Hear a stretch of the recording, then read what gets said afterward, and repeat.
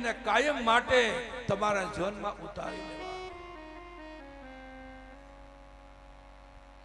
જ્યાં જ્યાં ફેરફાર કરવા જેવો લાગે ત્યાં ફેરફાર કરવાનો, એ જ કથાની સાર્થકતા છે.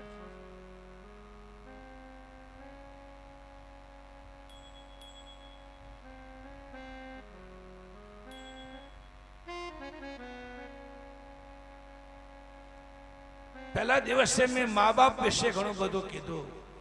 જગતના સંતાનોને ઘણો આદેશ કર્યો કે આ દુનિયાના સૌથી મોટા ભગવાન આપણા મા બાપ છે, એનો ખૂબ આદર કરો.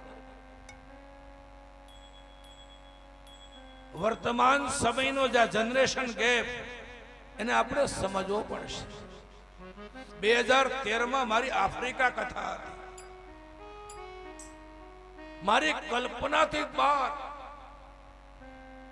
એ આફ્રિકાના તાંઝાનિયા સિટીનું દારે સલામ ગામ, એ દારે સલામમાં કથા લગભગ 500 ગુજરાતીઓ કથા સાંભળવા આવતા હતા. મને તાજુબ થયું કે અહીંયા આટલા લોકો અને આટલા ગુજરાતીઓ દારે સલામમાં. ત્યાં એક બહેનોનું મંડળ હતું અને એ પણ સિનિયર સિટીઝનો.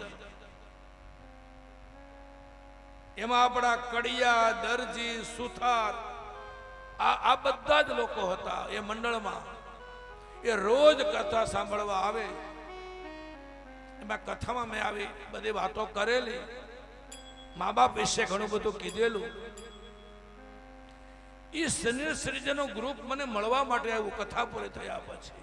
એને કીધું, શાસ્ત્રીજી, જેટલા વક્તાઓ આવે છે આ બધા મા બાપ વિશે બહુ બધું બોલે છે,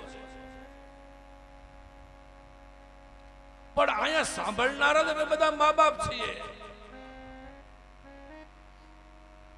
દીકરાઓએ શું કરવું આ તો બધા વક્તાઓ કહે છે, પણ આજના સમયમાં મા બાપે શું કરવું આ કહો ને.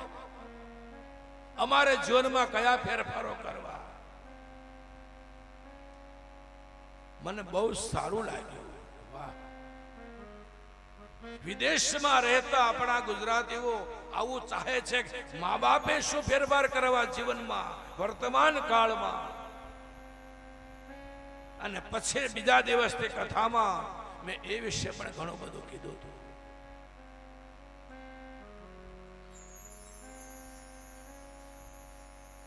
વર્તમાન સમયને મા બાપે ઓળખી લેવાનું. આ જનરેશન ગેપ મોટા ભાગે તકલીફ ક્યાં થાય છે? જ્યારે વહુ પરણીને ઘરમાં આવે અને જ્યારે માં પોખે ને ત્યારે તરત એ જ્યારે વહુ બનીને આવ્યા હોય ને એ પીરિયડ એના મગજમાં આવે કે હું જ્યારે આ ઘરમાં વહુ બનીને આવી હતી ત્યારે તો મારી ઉપર આટલા બધા નિયમો હતા, મારે અહીં સુધી લાજ કાઢવાની હતી. આ બધું એને સહજ યાદ આવી જાય. એ યાદ આવી જાય ને એની પર કેટલી કડકાઈ હતી, કેટલી મર્યાદામાં રહેવું પડતું હતું. મેરે બાપ એ 20 વર્ષનો કે 30 વર્ષનો જે ગેપ થયો ને એને સમજવો પડશે. અને પરિવર્તન સંસારનો નિયમ છે. જો તમે આ વિચારો છો તો એ પણ વિચારો કે તમારા સાસુ આગળની પેઢી એ જ્યારે પરણીને આવ્યા હશે ત્યારે કેટલા કડક નિયમો હશે, એનાથી પણ વધારે હશે.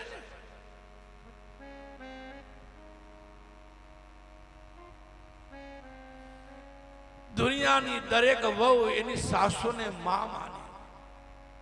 એ માં ત્યારે જ માનશે જ્યારે સાસુ સાચા દિલથી દીકરી માનશે.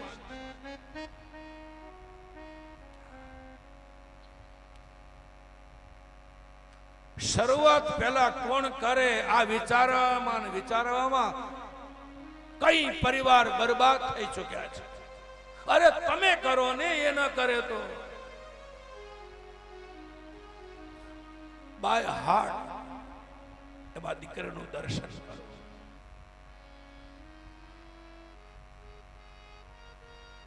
બાપ દીકરો દીવાન ખંડમાં બેઠા હતા, હોલમાં બેઠા હતા. રસોડામાં સાસુ ને વહુ કઈ કામ કરતા હતા. એમાં કાચની બરણી કઈ ઉપરથી નીચે પડી રસોડામાં, કાચની બરણી ફૂટવાનો અવાજ બાર હોલમાં આવ્યો. એટલે બાપાએ દીકરાને કીધું, બેટા જાતો, કાચની બરણી કોણે ફોડી? દીકરો ગયો નહીં. 1 મિનિટ 2 મિનિટ થઈ. પિતાજી બીજી વાર કીધું, બેટા જોતો, કાચની બરણી કોણે ફોડી? દીકરાએ કહી દીધું, મારી બાએ ફોડી. હે? હા, મારી બાએ. પણ તું તો અહીં બેઠો છે, તારી વહુ પણ ત્યાં છે. એને ન ફોડી હોય. કેમ? તો કે પાછળ બીજો અવાજ ક્યાં આવ્યો?